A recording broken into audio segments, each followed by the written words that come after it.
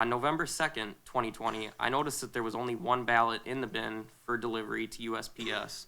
And on November 3rd, Election Day, there were no ballots in the bin for delivery to USPS. I did not think of that as strange at the time. It was Election Day, the polls were closing that day. You'd think that the ballots would kind of trickle down and be done.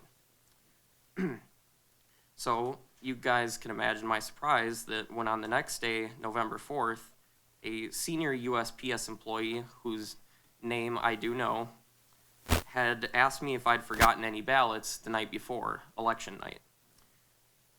He explained to me that an order had come down from the Wisconsin-Illinois chapter of USPS that 100,000 ballots were missing. He then told me that his post office, the one at Milwaukee Street in Madison, Wisconsin, had dispatched employees to look for the missing ballots around 4 a.m. November 4th. He said, and I quote, around 4 a.m. And that only 7 or 8 ballots were found at United Mailing Services, my work. Based on my previous experience and habit of double checking for the ballots, I believe that to be a lie immediately.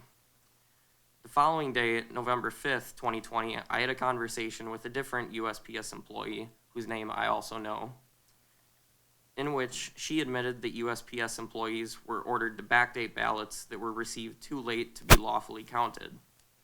I asked this employee if I would be getting in trouble for those ballots the night before with my own boss, just kind of making sure that I was covered, because at first I did think perhaps I did miss ballots, but I couldn't have if they weren't on the cart where they're supposed to be.